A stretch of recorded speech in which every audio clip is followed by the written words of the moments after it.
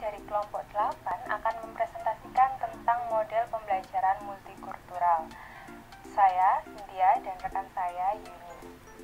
Topik pembahasan yang akan kita bahas pada siang hari ini adalah yang pertama, model pembelajaran multikultural, dan yang kedua, fungsi pendidikan multikultural, dan yang ketiga, pendekatan proses pendidikan multikultural. Sekarang kita masuk pada pembahasan yang pertama, yaitu model pembelajaran multikultural. Seperti yang kita tahu, penerapan pembelajaran multikultural saat ini yang sedang diterapkan oleh sekolah-sekolah tidak berupa mata pelajaran tersendiri, akan tetapi penerapan pendidikan multikultural sendiri dapat melalui kegiatan pembelajaran. Seperti halnya di lembaga PAUD, dalam membantu mengenalkan anak-anak tentang berbagai suku yang ada di Indonesia, dapat dikenalkan melalui flashcard atau video dan buku cerita. Selain itu juga dapat dibantu melalui kegiatan karnaval saat anak menggunakan pakaian-pakaian adat. Di situ kita juga dapat mengajarkan anak bahwa di Indonesia sendiri memiliki berbagai pakaian adat.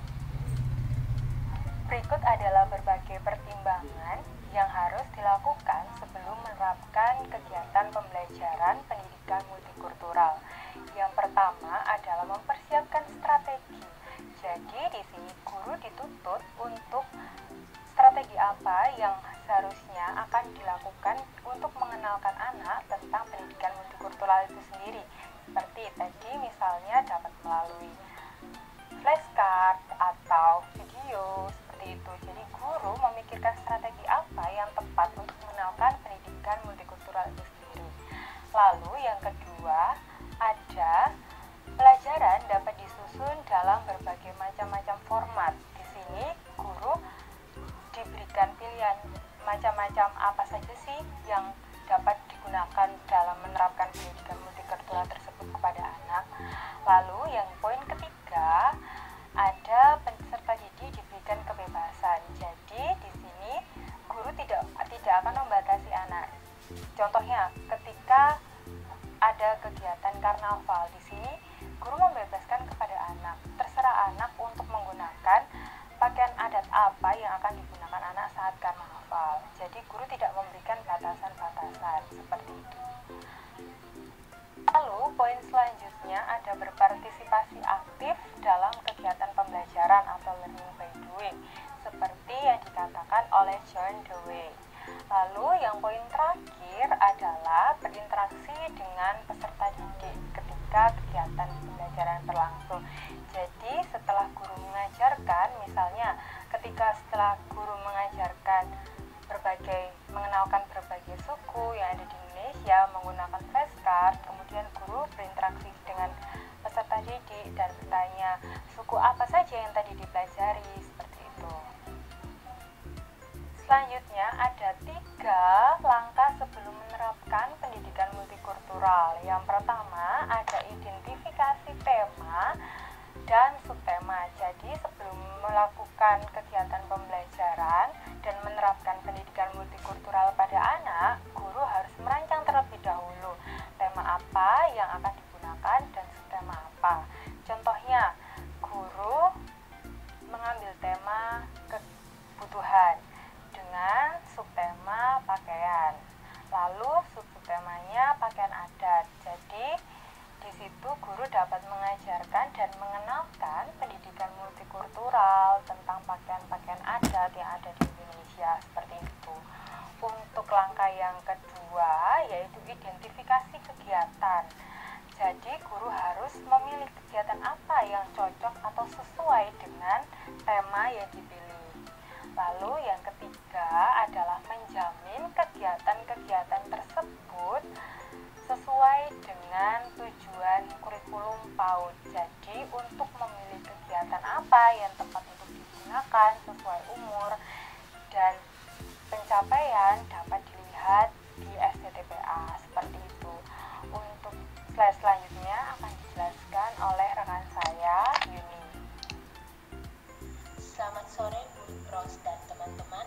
Saya akan melanjutkan materi tentang model pembelajaran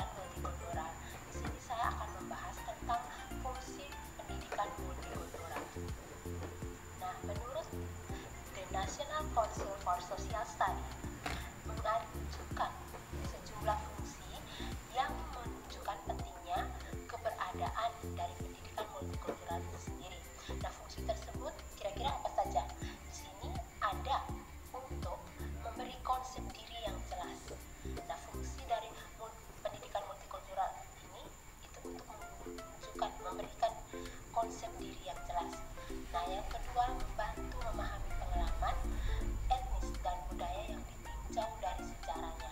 Jadi kita diajarkan, kita mengajarkan anak-anak untuk memahami pengalaman-pengalaman kebudayaan yang ditinjau dari masa lalu, sejarahnya yang sudah terjadi. Yang ketiga adalah membantu memahami bahwa konflik antara ideal dan realitas itu memang ada pada setiap masyarakat. Yang berikutnya yaitu membantu mengembangkan pembuatan keputusan. Nah, di sini partisipasi sosial dan keterampilan kewarganegaraan yang sangat diperlukan. Yang berikutnya adalah mengenal keberagaman dalam penggunaan bahasa. Nah, seperti di Indonesia banyak bahasa-bahasa yang digunakan di setiap daerah.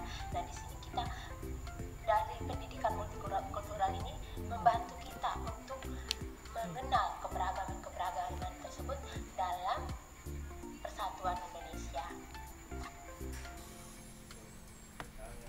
Oke, fungsi pendidikan multikultural yang berikutnya adalah mendasar pada mempengaruhi perubahan sosial. Nah, di sini dirincikan menjadi 3 bagian perubahan, 3 bentuk perubahan. Nah, itu perubahan dari diri.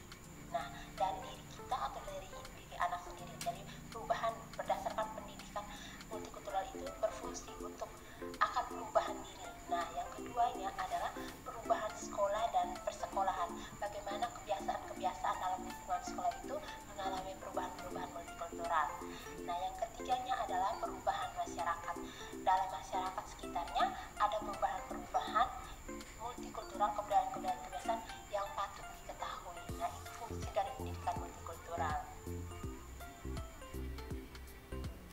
Baik, saya akan melanjutkan tentang pendekatan dalam proses pendidikan multikultural. Nah, dalam konteks teoritis, model pembelajaran multikultural ini dapat dilakukan dengan beberapa pendekatan. Nah, beberapa pendekatan ini dapat kita lihat sebagai berikut. Yang pertama adalah pendidikan mengenai perbedaan-perbedaan kebudayaan atau multikulturalisme. Nah, di sini dalam pendidikan itu tentunya ada perbedaan-perbedaan kebudayaan. Nah, yang kedua adalah pendidikan mengenai perbedaan-perbedaan kebudayaan atau pemahaman kebudayaan. Jadi di sini kita memahami bahwa adanya perbedaan-perbedaan antar budaya. Nah, yang ketiga di sini adalah pendidikan bagi pluralisme kebudayaan. Nah, pendidikan pluralisme kebudayaan ini seperti tentang keagamaan, bagaimana kita menyikapinya, seperti toleransi, menghargai agama-agama lainnya. Nah, yang berikutnya adalah pendidikan dwi budaya. Pendidikan dwi budaya ini dapat kita ketahui bahwa ada 2 budaya yang berbeda, seperti kita belajar kebudayaan asing dan juga kebudayaan Indonesia sendiri. Yang berikutnya adalah pendidikan multikulturalisme sebagai pengalaman moral manusia. Nah, di sini kita memahami bahwa pentingnya pendidikan moralisme itu kita dapat diterapkan dalam pengalaman kehidupan kita sehari-hari. Baik, saya akan masih menjelaskan tentang pendekatan proses pendidikan multikultural. Di sini Banks dalam 1993 mengemukakan ada 4 pendekatan yang menerapkan materi pendidikan multikultural ke dalam kurikulum ataupun pembelajaran di sekolah. Nah, pendekatan pertama adalah pendekatan kontribusi atau the contributions approach. Nah, ciri dari pendekatan ini adalah memasukkan tokoh-tokoh atau pahlawan-pahlawan dari suku bangsa atau etnis tertentu atau dengan benda-benda kebudayaannya ke dalam pelajaran yang sesuai. Nah, di sini misalkan guru mengambil nama pahlawan dan menjelaskan sejarahnya, riwayat-riwayatnya kepada anak. Nah, di sini anak bisa mengetahui. Jadi kontribusi dari pahlawan-pahlawan. Nah, yang kedua adalah pendekatan aditif atau additive approach. Nah, di sini dilakukan pemahaman akan materi, konsep, tema, dan perspektif terhadap kurikulum tanpa mengubah struktur, tujuan, dan karakteristik dasarnya. Baik, pendekatan yang ketiga adalah pendekatan transformasi atau the transformation approach. Nah, pada pendekatan ini, pendekatan transformasi ini mengubah asumsi dasar kurikulum dan menumbuhkan kompetensi siswa dalam melihat konsep, isu, tema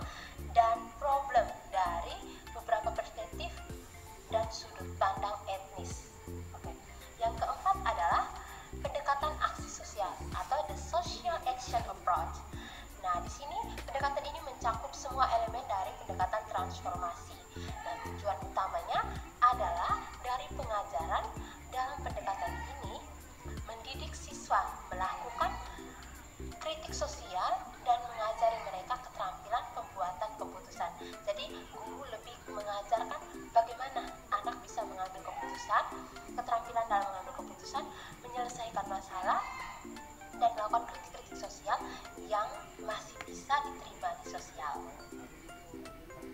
Dan presentasi dari kami. Terima kasih.